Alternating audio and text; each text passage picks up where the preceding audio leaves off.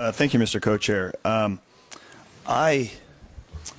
one person at the table who was not here for 91, and I count that as both a blessing and a curse, I guess. The blessing is I get to play Monday morning quarterback and look at things that were maybe loopholes or things that didn't go as well as planned, but also a curse that I was not here for the debates, for the experts, for the one-on-one sit-downs with different stakeholders. And so really for me, the last 2-3 months I've spent every day diving in as much as I can, trying to learn what 54 is trying to fix of what people feel are flaws in 91.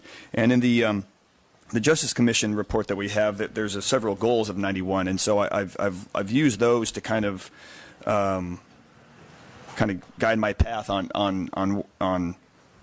information that I was gathering. And like all of us, I hope, anyways, you know, we've done ride-alongs. I've done several.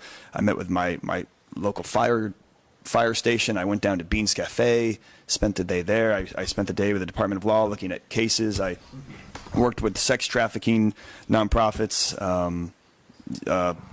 met with staff who was here last year who opposed 91, met with staff last year who supported 91, just trying to get every perspective I can to really learn what's going on. And but most importantly, and I think we would all agree with this, is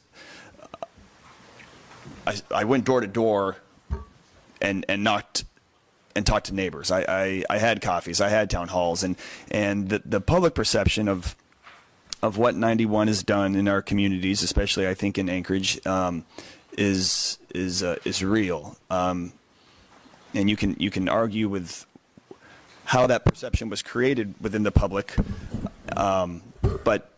but there is a feeling that there's been a shift in how people feel safety-wise. I have 3 kids, I have a family, and I can tell you, if I don't feel safe in my neighborhood, I would leave, I would move.